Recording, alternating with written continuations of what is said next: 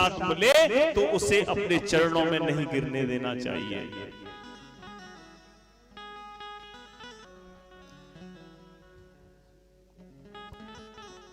भी भूलकर हमें जो प्रसाद होता है अपने चरणों में नहीं डालना चाहिए। एक बार क्या हुआ कि दुर्वासा ऋषि जी मेरे विष्णु भगवान के पास गए और वहां से मेरे प्रभु ने आज दुर्वासा ऋषि की एक सुंदर सी माला डाली मेरे भक्त वृंदो। अब संत महात्मा मालाओं का क्या करेंगे? उस माला को लेकर दुर्वासा ऋषि इंद्र के पास पहुंच गए और जैसे ही इंद्र के पास पहुंचे तो इंद्र के पास जाने के बाद कैसी विचित्र स्थिति हुई इंद्र की कि उस माला को इंद्र के गले में मेरे दुर्वासा ऋषि ने डाल दिया और जैसे ही डाल के चलने लगे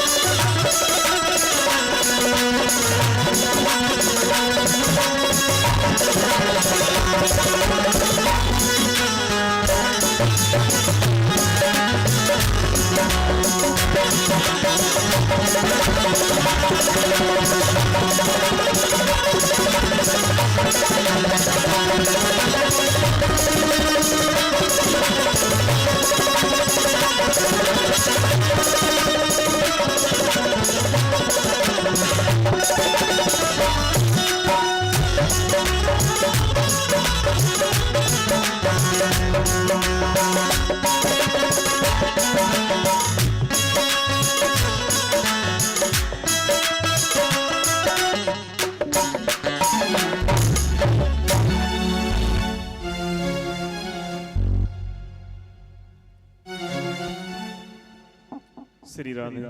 बोलिए भक्त वत्सल भगवान की जय जय श्री राधे। आज मेरे भक्त वृंदो जो दुर्वासा ऋषि जी ने आज जैसे ही माला पहना के निकले तो एक बार मन में विचार आया कि मैंने ठाकुर जी की माला को आज इंद्र के गले में डाला, जरा मैं देखूं तो सही इंद्र इस माला को पहनकर कैसा लग रहा है। कृपया शांति बनाए रखें। दुर्वासा ऋषि ने मुड़कर देखा तो क्या हुआ, इस इंद्र ने उस माला को आज हाथी के गले में डाल दिया। परिणाम स्वरूप क्या हुआ, हाथी ने उस माला को तोड़कर अपने पैरों में डाल दिया और उसका परिणाम क्या भोगना पड़ा।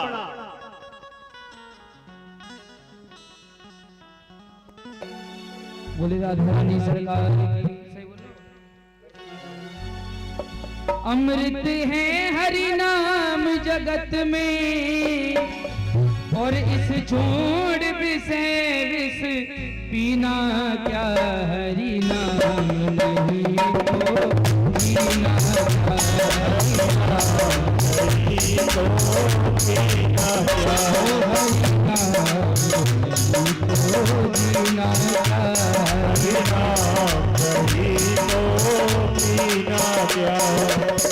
अमृत है हरि नाम जगत में, अमृत है हरि नाम जगत में,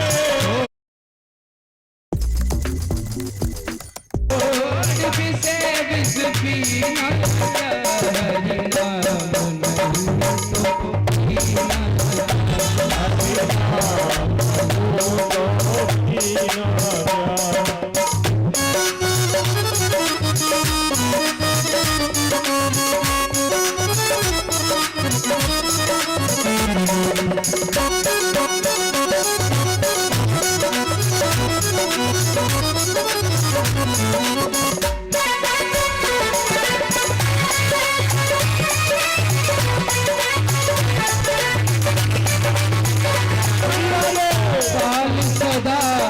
अपनी रस डोले ना जाने कब सिर चढ़ बोले, ना जाने कब सिर चढ़ बोले, ना जाने कब सिर चढ़ बोले।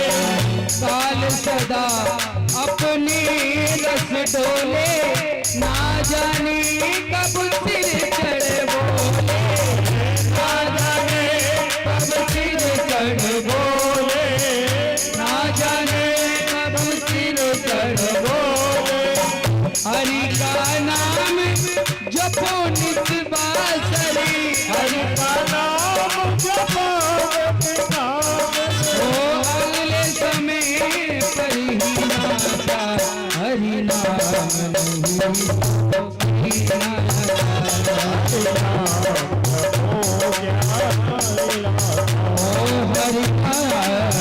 नहीं तो जीना, हरि नाम नहीं तो जीना।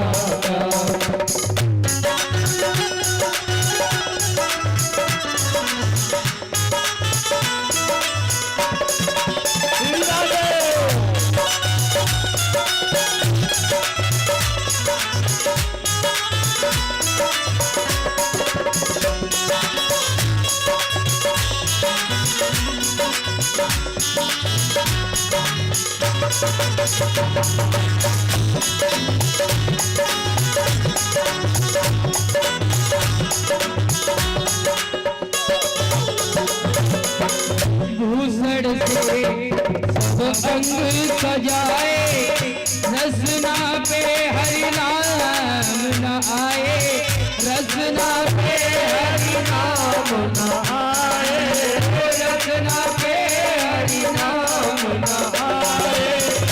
आया है तो जाएगा राजा रंग फकीर, एक सिंहासन चढ़ चला, एक बना जल दूसर पे सब रंग सजाए, रसना पे हरि नाम न आए, रसना पे हरि नाम न आए।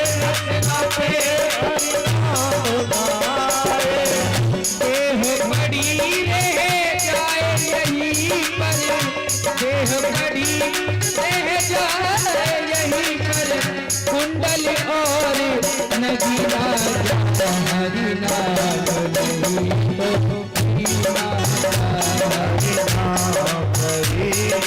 हीना अमृत है हरि नाम जगत में अमृत है हरि नाम जगत में छोड़ विषय विष पीना हरि नाम नहीं तो जीना हरि नाम करे रो जीना क्या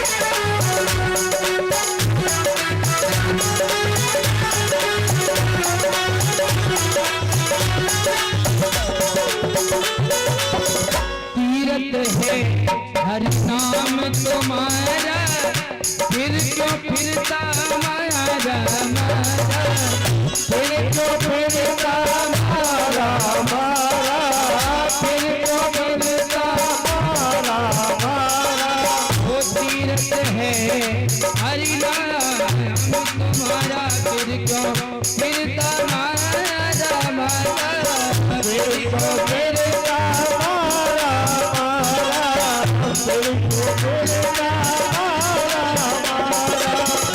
अंत समय हरि नाम न आए अंत समय हरि नाम न आए काशी और मदीना हरि नाम नहीं तो दीना हरि नाम नहीं तो दीना अमृत है हरि नाम जगत में अमृत है हरि नाम जगत में छोड़ विषय विष पीना हरि नाम नहीं तो जीना हरि नाम करे तो जीना पे जा राधे राधे ओ भज जा राधे राधे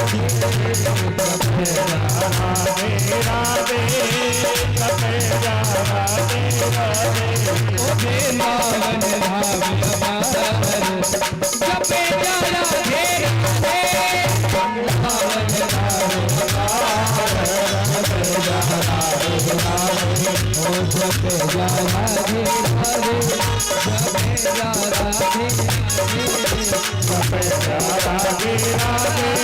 जपे जा राधे राधे जपे जा राधे राधे जपे जा राधे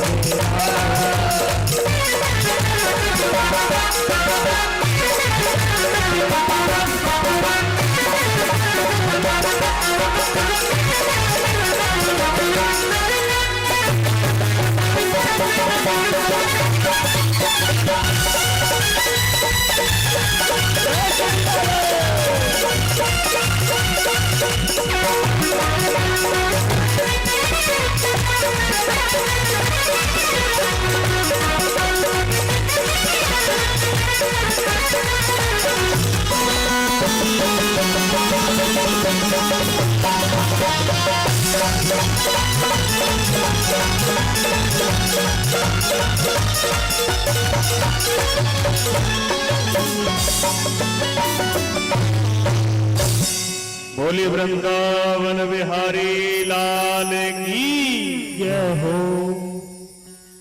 और कोई रह गया भैया तो आ जाओ।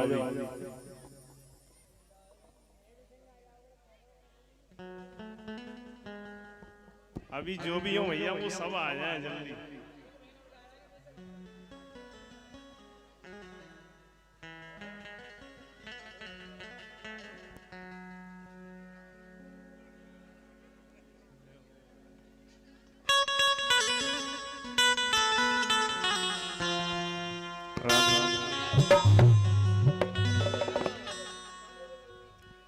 बोले ठाकुर जी महाराज की। एक बार जोर से बोलेंगे जय जय। भैया कलश करने वाले हैं, क्योंकि समय का भी ध्यान रखना है, समय हाथों से निकलता जा रहा है और कथाएं अभी बहुत पड़ी हुई है। तो इस प्रकार से मेरे भक्त वृंदो, आज देवताओं को दुर्वासा ऋषि ने श्रीहीन होने का श्राप दे दिया। और जैसे ही मेरे भक्त वृंदो आज शुक्राचार्य जी को मालूम पड़ा कि देवता श्रीहीन हो चुके हैं, आज तुरंत क्या हुआ कि देवता जो 2-4 माला जपते थे वो भी जपना बंद कर दिया और राजा बलि ने इंद्र पर आक्रमण कर दिया। इस प्रकार से देवता आज जगह जगह घूम रहे हैं, भटकते भटकते फिर रहे हैं। आज भगवान विष्णु के पास पहुंचे मेरे भक्त वृंदो, और विष्णु भगवान से कहा प्रभु कुछ करिए, अन्यथा हम इस प्रकार कैसे परेशानियों में भटकते रहेंगे। तब मेरे भगवान ने कहा अपने कार्य की सिद्धि के लिए कभी कभी झुकना भी पड़ता है। यदि आप चाहते हो कि आपका कल्याण हो तो समुद्र मंथन करो। समुद्र मंथन की जैसे ही बात सुनी तो विष्णु भगवान ने कहा आप अकेले समुद्र मंथन नहीं कर पाओगे, समुद्र मंथन करने के लिए आपको अपने भाइयों यानी दैत्यों की जरूरत पड़ेगी। इसलिए आप दैत्यों के पास जाकर उनसे बात करो। देवता बोले दैत्य तो हमारे जानी दुश्मन हैं, हम कैसे चले जाएंगे उनके। लेकिन कहा सूर्य नर मुनि सब की यह रीति स्वार्थ लागी करें सब प्रीति। अपने स्वार्थ की सिद्धि के लिए कभी कभी न चाहते हुए भी उस व्यक्ति के पास हमें जाना पड़ता है कि हमें अपना कार्य पूर्ण करना है। विष्णु भगवान ने बड़ा ही सुंदर उपदेश दिया। अरे यो अपहे संदेह सत्कार्यर्थ गौरवे अहिमूसक पद देवा यर्दस्य पदविम गतये। तब भगवान ने एक छोटा सा दृष्टांत सुनाया सर्प का और मूसक का। एक बार क्या हुआ, एक सर्प और एक चूहा जिसे कहेंगे मूसक को एक अलमारी में दोनों बंद हो गए लकड़ी की में। अब सर्प ने सोचा, जैसे चूहे को देखा तो सर्प के मुंह में पानी आ गया। लेकिन सर्प ने विचार किया कि यदि मैंने इसको यहाँ मार दिया तो फिर मुझे भी मरना पड़ेगा। सर्प ने अपने दिमाग से काम लिया और बड़े ही सुंदर भाव थे। सर्प ने चूहा से कहा अरे मामा।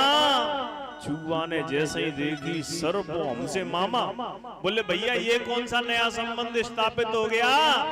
अरे तुमको पता नहीं है, हमने सबने मीटिंग करके ये प्रस्ताव पास किया है कि अब हम चूहों को मारा नहीं करेंगे, चूहों को खाया नहीं करेंगे। बोले क्यों? क्योंकि हमने विचार किया कि चूहा हमारे लिए बिल बनाते हैं, हम उन बिलों में रहते हैं और हम फिर उनको खा जाते हैं। इसलिए अब हमारा मामा और भांजे का संबंध हो गया है। चूहा अब तो खुशी के मारे उसका ठिकाना नहीं रहा। बोले अब मजा आ गया साहब, अब मरने का डर खत्म हो गया। चूहा ने कहा देख बेटा मामा का कमाल। चूहे ने तुरंत मेरे भक्त बंधु आज अपने दांतों से उस अलमारी को काटना प्रारंभ कर दिया। और कुछ देर के बाद जैसे ही सर्प ने देखा कि निकलने लायक जगह हो चुकी है तो सर्प ने कहा मामा जरा हटियो तो सही, देखना निकलने के लिए व्यवस्था बनी कि नहीं। जैसे ही सर्प ने देखा व्यवस्था बन चुकी है, सर्प उस बिल से बाहर निकलकर आगे खड़ा हो गया। अब चूहा तो निडर था, क्योंकि चूहा तो सोच रहा था कि हमारा तो संबंध मामा और भांजे का स्थापित हो चुका है। जैसे ही चूहा बाहर निकल के आया तुरंत सर्प ने उसको गपाक खा लिया। बोले वृंदावन बिहारी लाल की। देवताओं की समझ में आ गई। अब देवता नीचे को गर्दन करते हुए दैत्यों के पास पहुंचे। बोलेंगे दैत्य मारने के लिए दौड़े। लेकिन राजा बलि ने कहा ठहरो, ये जब हमारे दरवाजे पे आए हैं तो इनके साथ ऐसा नहीं करना चाहिए। अपने दरवाजे पर कोई भी व्यक्ति आए, चाहे वो दुश्मन क्यों नहीं आए, उसका भी सम्मान करना चाहिए। अगर दुश्मन आपके सामने हाथ जोड़कर किसी बात को रखता है तो उसको भी मानना चाहिए, ये शास्त्र कहता है। देवताओं ने कहा कि हम समुद्र मंथन करना चाहते हैं। जब सारी विशेषता बताई कि अमृत निकलेगा तो हम अमृत पिएंगे, तो देवता और दैत्य दोनों आज इकट्ठे हो गए। और इन्होंने क्या किया, मंदराचल पर्वत को लेने के लिए गए, लेकिन गणेश जी का पूजन नहीं किया। तो पहाड़ को जैसे ही उठाया वो गिर पड़ा, तो 4-6 के हाथ पैर टूट गए। बोले अच्छा भयो समुद्र मंथन। गिरम चारों पे गरुड़े हंसते नेकिन लीलया। तब मेरे विष्णु भगवान ने गरुड़ पर सवार होकर अपने हाथ पर उस पर्वत को लेकर और आज मेरे प्रभु ने समुद्र में स्थापित कर दिया। अब इसके मंथन करने के लिए क्या चाहिए? बोले रस्सी चाहिए।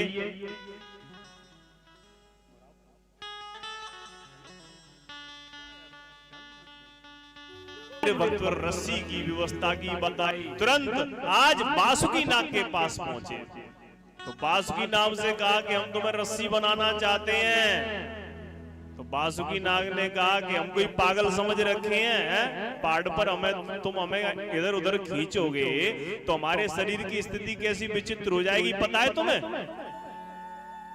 लेकिन जब अमृत का लालच दिया तो आज वासुकी नाग भी तैयार हो गए। और जैसे ही समुद्र मंथन प्रारंभ हुआ तो विष्णु भगवान ने पहले ही समझा रखा था देवताओं को कि तुम पूंछ की तरफ लगना, क्योंकि दैत्यों को लगता है हम कोई छोटे बाप की संतान थोड़े ही है जो पूंछ की तरफ लगेंगे, हम तो मुंह की तरफ लगेंगे।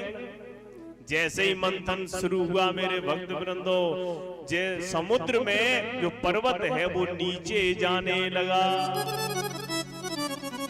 तो आज मैंने प्रभु ने क्या किया, कच्छप रूप धारण किया। मेरे बोलिए कच्छप रूप भगवान की जय हो। कृत्वा वपुः काच्छपमद्भुतं महत प्रवस्य तोयं गिरमुज्जहार।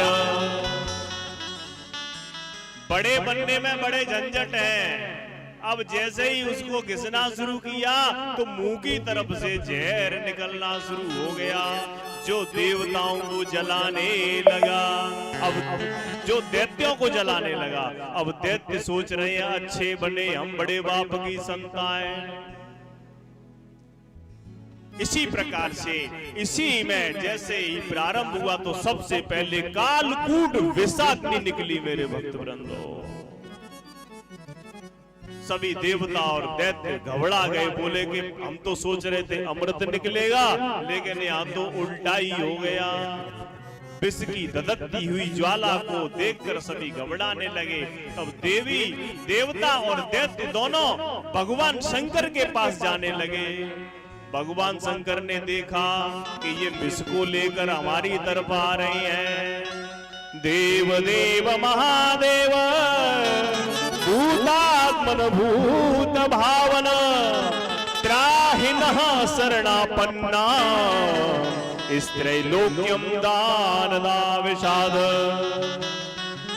हे देवों के देव महादेव, हे कालों के काल महाकाल, इस विष से कैसे भी करके रक्षा करो, अन्यथा ये विष पूरे संसार को नष्ट कर देगा। प्रभु ने पार्वती जी से पूछा, बोलो क्या कहती हो देवी? तो मैया ने कहा जिसमें संसार का कल्याण हो वो करिए। सभी से विशिष्ट अनुरोध है कि बात ना करें, अपने स्थान पर बैठे रहें, आवाज हल्की आवाज से काम कर लें। और आज मेरे भक्त वृंदो बड़ी ही सुंदर स्तुति करी। करालम महाकाल कालम कृपालम गुणागार संसार पारम नतोहम। प्रभु ने विचार किया यदि मैं विष को पीऊंगा तो इस विष से क्या होगा, जो मेरे हृदय मेरे प्रभु जी का वास है, इसलिए मैं इसे पी नहीं सकता। और नहीं पीता हूं तो संसार का कल्याण नहीं होगा। तो मेरे प्रभु ने रा कह के मुंह खोला और मां कह के पूरे विष को अपने कंठ में धारण कर लिया। और मेरे प्रभु उसी दिन से क्या कहलाए? नीलकंठ महादेव। बोले नीलकंठ महादेव की जय हो। नाम प्रभाऊ जान शिवनी को कालकूट फल दीनमी को। और ये जो विष है जो नीला कंठ हो गया है वो कैसे लगता है? गोरे मुख पे तिल बने ताकू करूं प्रणाम मानो चंद्र बिछाई के बैठे सालिग्राम। ऐसे लग रहा है जैसे गौर वर्ण की क्रांति पर कोई तिल लगा हो। बड़ा ही सुंदर जो आभूषण बन गया मेरे शिव जी का। और इस समुद्र में से क्या हुआ? हविर्दानी ततो अपवतः। जब बार बार मंथन किया तो श्री रंबा विश्वारुणी अमित संक गजराज धनुष कल्प तरु वेद मणि कामधेनु ससेवा। चंद्रमा निकला भोलेनाथ को दे दिया और श्रेवा घोड़ा जो निकला राजा बलि को दे दिया। रंबादिक अप्सराएं निकली वो स्वर्ग में भेज दी। पारिजात नाम का वृक्ष निकला उसको स्वर्ग में भेज दिया। और मंथन करते करते बिजली तड़पी और मेरी माता रानी प्रकट हुई जगत जननी लक्ष्मी मैया। बोली लक्ष्मी महारानी की। दी में लक्ष्मी माता की जय बोलेंगे तो फिर काऊ पे आए की ना सोच लियो तुम अच्छी तरह से। बोलिए लक्ष्मी माता की। देखो साहब आज मेरे भक्त वृंदो लक्ष्मी जी आई तो सभी अपने अपने गर्दन ऊपर करके बैठ गए। लेकिन लक्ष्मी किसकी हो सकती है? सिर्फ मेरे नारायण की हो सकती है। नारायण के अलावा और कोई भी लक्ष्मी का वर्णन नहीं कर सकता है। अगर आपके पास ज्यादा पैसा बढ़ जाए तो आप अपने को लक्ष्मी पुत्र कह सकते हो, लेकिन लक्ष्मी पति मत कर बनना। अगर लक्ष्मी पति बनोगे तो क्या होगा? आपको गिरना पड़ेगा। जिसने लक्ष्मी का पति बनने का प्रयास किया है, शिशुपाल ने लक्ष्मी पति बनने का प्रयास किया, क्या हुआ? मरना पड़ा। और मेरे प्रभु जी के आज गले में हार को डाल दिया। मंगलम भगवान विष्णु मंगलम गरुड़ध्वजम मंगलम पुंडरीकाक्षाय मंगलाय तनोहरे। और इसी प्रकार से बरुड़ी को दानवों को दिया। धन्वंतरी भगवान जो कलश लेकर प्रकट हो गए मेरे भक्तवृंदो। दैत्यों ने क्या किया? उस कलश को लेकर दौड़ लगा दी। कथम कश्यप दायाद पुष्यल्याम नाय संगतः विश्वासम पंडितो जातु कामिनी सुनयाति। जो विद्वान लोग होते हैं, विद्युत लोग होते हैं, उन्हें स्त्रियों पर कभी भी विश्वास नहीं करना चाहिए। वही गलती आज दैत्यों ने करी। जैसे ही भगवान मोहिनी रूप धारण करके पहुंचे मेरे भक्त वृंदो तो क्या हुआ? मेरे प्रभु को देखकर सभी जो दैत्य थे वो मंत्र मुग्ध हो गए। और भगवान जैसे मोहिनी रूप लेके अपना गए तो वो कलश जो था वो मोहिनी रूप भगवान के हाथ में दे दिया दैत्यों ने। और बोला जैसे देवी तुम पिलाओगे वैसे हम पिएंगे। दैत्य और दानव जितने भी थे सब एक तरफ बैठ गए और देवता जितने थे वो एक तरफ बैठ गए। मोहिनी रूप में मेरे भगवान ने कहा दैत्यों से, अच्छा एक बात बताओ, तुम्हें मेरे ऊपर विश्वास है? बोले पूरा विश्वास 100%। बोले अच्छा तो एक बात बताओ, पतला पतला अमृत पियोगे या गाढ़ा गाढ़ा अमृत पियोगे? तो दैत्यों ने कहा भैया हम तो गाढ़ा गाढ़ा पिएंगे, तो पहले देवताओं को पिला दूं पतला पतला। इनकी बुद्धि नष्ट हो गई, क्योंकि कहते हैं ताको प्रभु दारुण दुख देई और बाकी मत पहले हर ले। एक लाइन में सभी दैत्य बैठ गए, देवताओं ने पीना प्रारंभ कर दिया, लेकिन स्वर भानु नाम का जो दैत्य था वो बड़ा होशियार था। सूर्य और चंद्रमा के बीच में जाकर वह बैठ गया। जैसे ही उसको अमृत पिलाया तो सूर्य और चंद्रमा ने इशारा कर दिया। तुरंत भगवान समझ गए, मेरे प्रभु ने सुदर्शन चक्र को प्रकट किया और उसका धड़ से सिर को अलग कर दिया। बोले ठाकुर जी महाराज की।